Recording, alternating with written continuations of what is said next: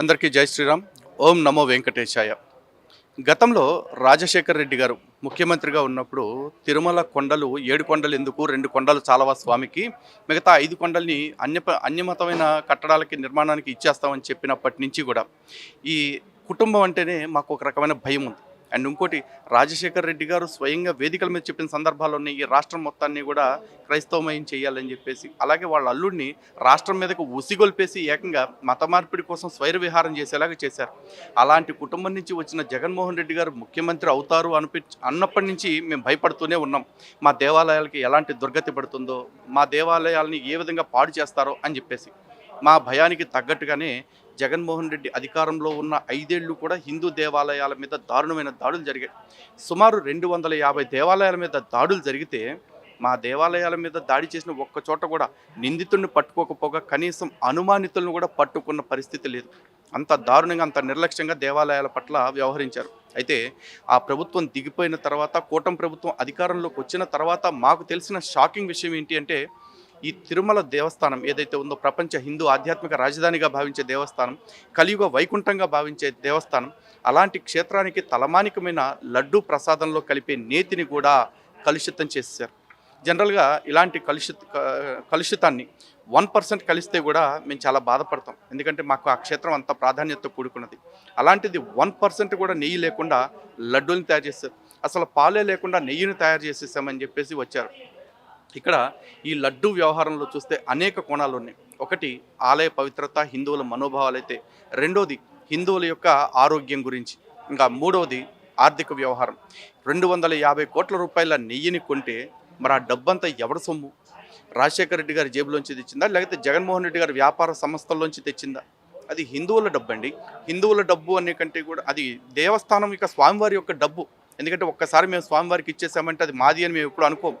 అలాగే మేము ప్రభుత్వాలకు కట్టాల్సిన పన్నులన్నీ కట్టేయగా మిగిలిపోయిన మా జేబుల్లో మిగిలిన డబ్బులతో మేము కొనుక్కుంటున్న లడ్డు, మరి ఆ డబ్బులతో మేము కొనుక్కుంటున్న ఫుడ్ మాకు క్వాలిటీగా ఇవ్వడానికి ఏం రోగం వచ్చిందని చెప్పేసి ఇలాంటి దిక్కుమాల పనికి దిగజారింది. అలాగే జగన్మోహన్ రెడ్డి గారు దీని గురించి ఎంత నిస్సిగ్గుగా సమర్థించుకుంటున్నారంటే, బహుశా వాళ్ళ హయాంలో కొన్ని హత్యలు జరిగి చూసారా, అలాంటిదే ఇది కూడా అనుకుంటున్నారేమో. కాదండి, మీ హయాంలో జరిగిన 100 హత్యల కంటే ఘోరమైన పాపం కలియుగ దైవం వెంకటేశ్వర స్వామితో ఆడుకోవటం.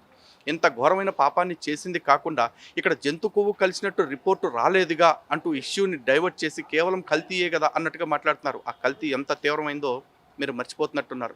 అండ్ ఒకటి, ఈ రిపోర్టు మీద కూడా మాకు ఇంకా అనుమానాలు ఉన్నాయి. కారణం ఏంటంటే, మొట్టమొదటి నివేదిక ఇచ్చింది ఎన్డీడీబీ కాఫ్, నేషనల్ డైరీ డెవలప్మెంట్ బోర్డు వాళ్ళు ఇచ్చిన రిపోర్ట్లో ఈ నెయ్యిలో పామాయిల్ కెర్నల్తో పాటుగా ఈ బఫెలో టాలో, అదేవిధంగా బీఫ్ టాలో, దాంతోపాటు లార్డ్ అంటే పంది కొవ్వు ఉన్నట్లుగా నివేదికలు ఇచ్చారు. మరి 2 ఏళ్ల తర్వాత నివేదిక సిట్ నుంచి వచ్చేటప్పటికి అవి ఎగిరిపోయి, ఇప్పుడు అది కేంద్ర ప్రభుత్వ సంస్థే, ఇది కేంద్ర ప్రభుత్వ సంస్థే. కానీ మరి ఇప్పుడు ఏ కారణంగా అప్పుడు వచ్చిన నివేదికలో ఉన్న మెటీరియల్స్ ఇప్పుడు కనపడకుండా పోయాయి? ఒకవేళ ఎన్డీడీబీ కనుక అప్పుడు తప్పుడు రిపోర్ట్ వచ్చింటే ఇప్పుడు సిట్ వాళ్ళు ఎన్డీడీబీ మీద కేసు పెట్టండి. లేదు, ఒకవేళ ఇప్పుడు సిట్ ఇచ్చింది తప్పుడు నివేదిక, మేము ఇచ్చిన రిపోర్ట్ కరెక్ట్ అని ఎన్డీడీబీకి ఉంటే ఎన్డీడీబీ వాళ్ళు ఇప్పుడు దాని మీద కోర్టుకు వెళ్ళాలి.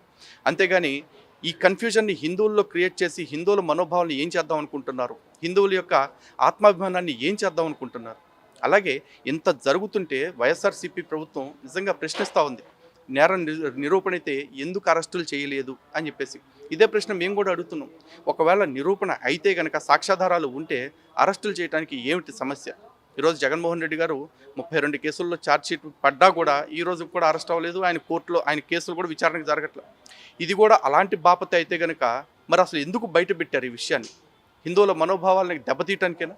దీనికి ముఖ్యమంత్రి గారిని డిమాండ్ చేస్తున్నా, అదేవిధంగా ప్రధానమంత్రి గారిని కూడా అడుగుతున్నాం. హిందువుల మనోభావాలు దెబ్బతీసిన వాళ్ళు ఎవరైతే ఉన్నారో, అంటే కల్తీ చేసిన వాళ్ళ, లేకపోతే ఆ కల్తీని బయటపెట్టి కూడా చర్యలు తీసుకొని మీరా, ఎవరైనా కావచ్చు, మేము కోరుకునేది ఒకటే, యాక్షన్.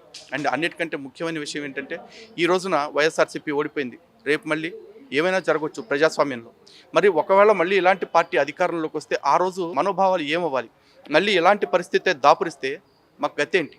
అందుకే టీటీడీపై ఏ ప్రభుత్వం వచ్చినా సరే ఇలాంటివి జరగకుండా ఉండేలాగా ఏదైనా ఒక కఠినమైన స్పష్టమైన వ్యవస్థని ఏర్పాటు చేయాలి. అలాగే కొండపైన ఏదైతే హామీ ఇచ్చారో ఈ ఆహార తనిఖీ చేసే వ్యవస్థని, క్వాలిటీ చెకింగ్ చేసే వ్యవస్థని ఏర్పాటు చేస్తామని దాన్ని తక్షణమే ఏర్పాటు చేయాలి.